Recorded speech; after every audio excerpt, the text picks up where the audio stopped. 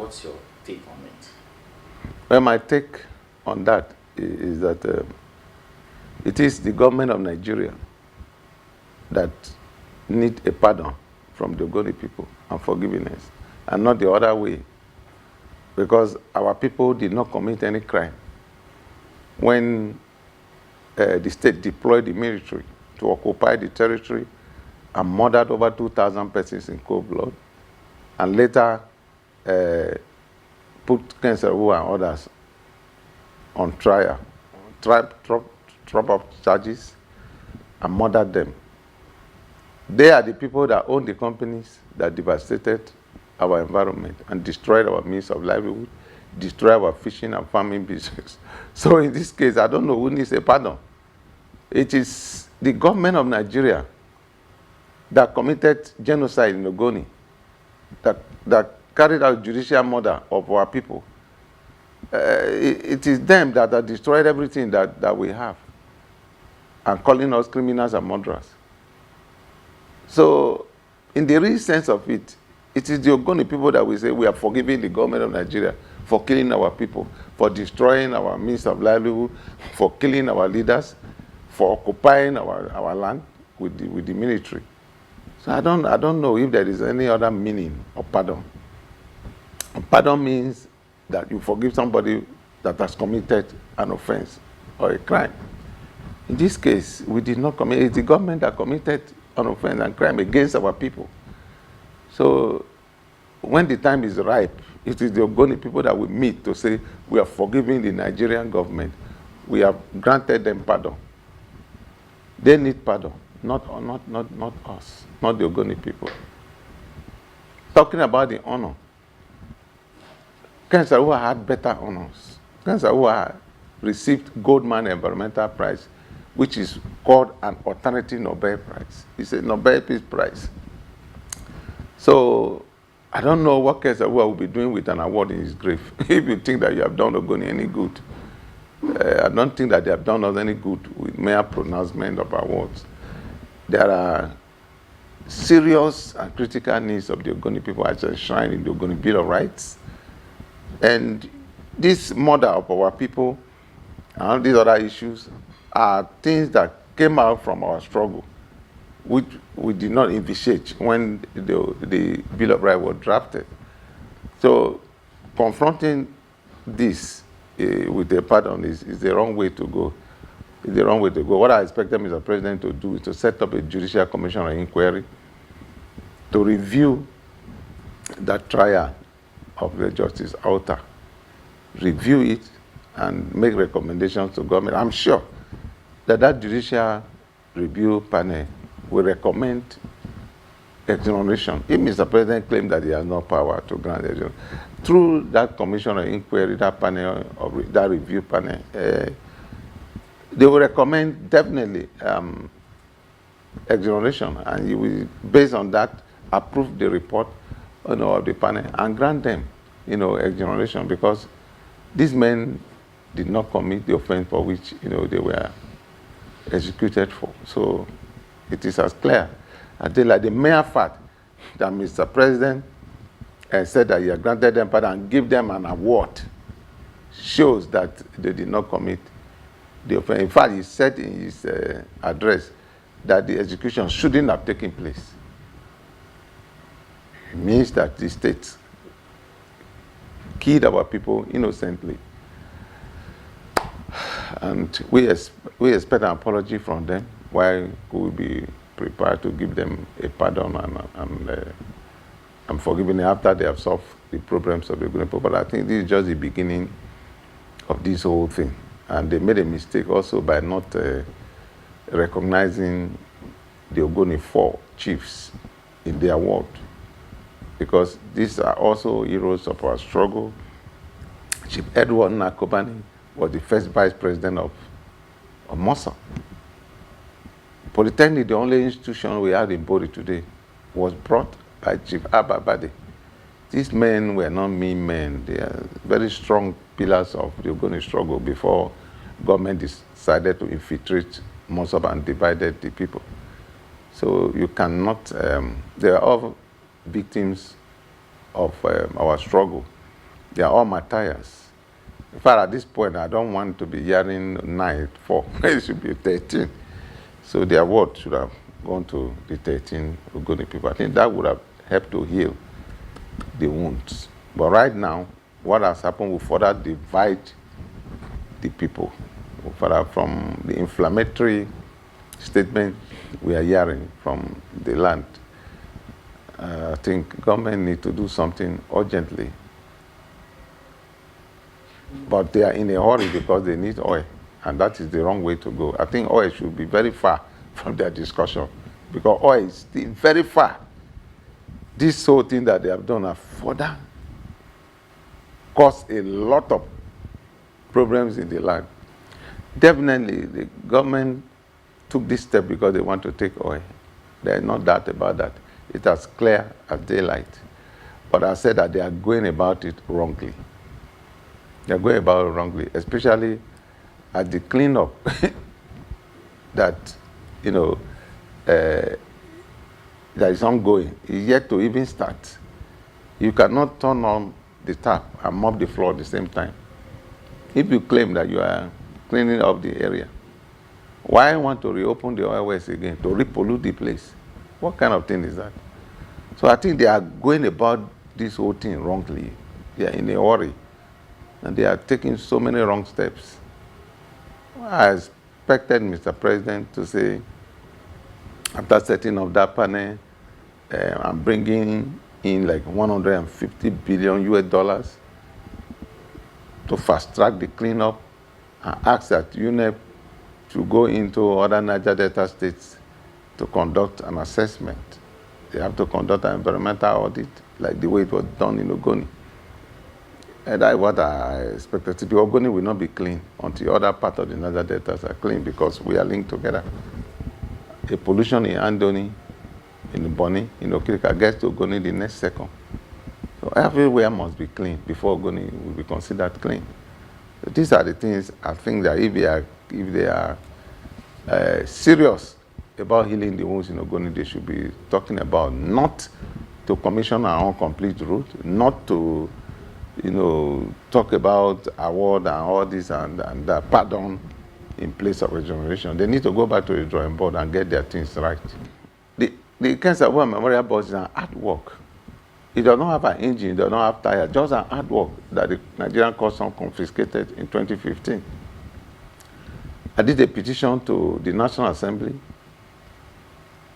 and the National Assembly recommended, after 1 year of investigation and thorough, you know, interaction with us, with the custom and us, said that the customs should release that bus unconditionally to the Ogoni people.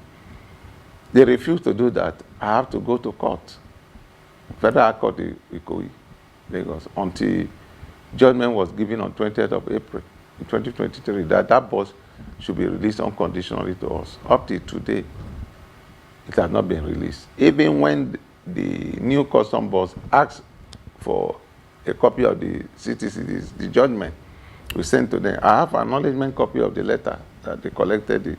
Up to today, they have not looked for it. But they are looking for oil. But everything concerning us is different. Why seize an artwork just because it was sent in the name of cancer? Well, you seize it. An artwork that committed no offense. At the customs seizing the bus, the DSS seized all the leaflets that came from the UK for that 2015 anniversary commemoration of the murder of Ken. So the state really hates Ogoni people, and they must demonstrate that. They must show clearly that the hatred is done more before we can have anything to do with them. They can be deceived by the few people that they wine and dine with, who are lying to them that Ogoni is for them. It's a lie. It's a lie. Ogoni people are still very bitter and angry with the government of Nigeria because we did nothing than to ask that you should come and clean our environment, then you come and kill our people. Which ethnic nationality in this country have been treated that badly? I mean, we are not, it's not a tea party. I don't think that we are not taking tea here. We are talking about people. who were forced to die for committing no offense. What kind of wickedness is that? To those of us in Mosop and to the entire Ogonis, I want to sincerely say that the pronouncement by the current administration led by Bola Tinubu on the state of pardon on Saro-Wiwa do not come to us as a thing of joy or a thing to celebrate. Rather, we consider this as a divide and rule game by Mr. President. We consider this action as a divide and rule to ensure that, or by the president to force himself into the power that belongs to the people of Ogoni. President Bola Tinubu cannot claim any action from that aspect or from that scenario. We've not seen any action. We've not seen anything coming from there. We also want to ask Mr. President, if you want to take the oil of the people, you want to take the oil that belongs to the people, and you cannot think about how the people have been yearning for development. You can't think about what has happened in Ogoni land. For over 50 years that Share operated in Ogoni land, there's nothing to show for it, which led to the death of Saro-Wiwa and others. We Ogoni people have suffered devastating effect from oil exploration and pollution in Ogoni land. We have suffered political marginalization. We have suffered so much when it comes to development in this country. The federal government of Nigeria has never been fair to the people of Ogoni, right from the days of Sani Abacha. It has not been fair to the people of Ogoni, and up till now, Mr. President is just interested about the people's commonwealth and not interested in the people's welfare and the people's development. It does not come to us as a surprise or as a good news to those of us. So we ask Mr. President, if the people demanded for his exoneration of Saro-Wiwa, knowing very well that Mr. Tinubu or Mr. President is aware that Saro-Wiwa was killed and those 2,000 Ogoni people that was killed innocently. They didn't commit any crime, so why are we pardoning them? To pardon them means that we actually admitted that they committed an offense. What was the offense of Saro-Wiwa and others that laid down their life for the struggle of not just the Ogoni people, but the oppressed people and for the Nigeria at large? What was the crime of Saro-Wiwa that led to his death? Tinubu was still in this country and aware that Mr. President or the then head of state, General Sani Abacha, killed these people innocently. So why the pardon? We expect that Tinubu should not be listening to naysayers and busybody people like he said on the day of commissioning of the International Conference Center. He talked about naysayers. He talked about busybody people. So who are those busybody people? Who are those naysayers deceiving Mr. President? So why is Mr. President not on ground, not aware of the people's yearnings and demand? Mr. President will not say that he's not aware about the Ogoni Bill of Rights. Mr. President cannot claim that even though he has been deceived by some Ogonis that are loyal to him, by some Ogonis that are looking for opportunities and also looking for favor from him, Mr. President cannot also claim that he's not aware about the Ogoni Bill of Rights. Some of these things are enshrined in the Ogoni Bill of Rights, and we expect Mr. President to actually study the Ogoni Bill of Rights as well as to know what to give to the people of Ogoni.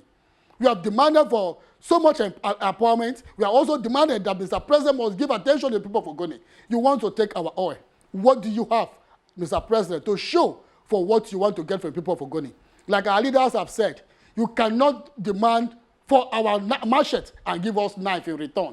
You want to give us knife and then take our machete? It's unacceptable, Mr. President. When the time is right, we are assuring Mr. President that this oil that you want to forcefully take from Ogoni, that those of us that want to stand on the footprint of Saro-Wiwa, those of us that want to leverage on the legacy of Saro-Wiwa, will not allow Mr. President to take the oil that belongs to the Ogoni people. Those of us that also believe in the Ogoni cause, those of us that believe in the Ogoni struggle, will not permit Mr. President to take the oil that belongs to Ogoni people. We not also support those persons that Mr. President has sponsored in the Ogoni land. Mr. President must see those he has sponsored as the correct or the first enemy of the Ogoni people. They are the enemies of the Ogonis and cannot be seen as those that should be working with. Mr. President must actually decide on who he needs to work with in a way of achieving this that he wants to succeed in Ogoni land. Come to think about the Ogoni struggle. Saro-Wiwa and others that lay down their life at this point in time will not be happy. They will be crying so hard in their grave. They will not be happy in their grave that Mr. President is not interested about the welfare of the people that they died for. I also don't wish that Saro-Wiwa will regret ever dying for the people of Ogoni. Because I must say that some Ogonis have actually disappointed not just me, not just Saro-Wiwa, but numerous or numbers of Ogoni. A lot of Ogonis have disappointed themselves. And they should also understand that we are not happy with them. This was also one of the reasons why some people were considered as vultures in Ogoni land during the days of Saro-Wiwa. Because we believe that everybody must come together collectively to defend the unity of Ogoni people. Everybody must come together collectively, not just to defend their personal interests or to demand for their personal interests, but to demand for the entire interest of the people of Ogoni, and not a personal interest. So at this point, I want to tell Mr. President to go back and revisit his position for the state of pardon, and then think about exoneration. We are not just asking for exoneration because we want to drill oil from Ogoni. No, Mr. President will look beyond exoneration of Saro-Wiwa and also think about the development that the people of Ogoni needs before you talk about oil pollution or oil exploration. At this point, we are not ready. We are not ready for oil exploration in Ogoni. Ogonis are not ready. So, Mr. President, if you are being deceived by those around you, if you are being deceived by those that are demanding for peanuts from you, be informed that those of us that are grassrooted in Ogoni land are telling you now that Ogonis is not prepared or not ready for oil exploration.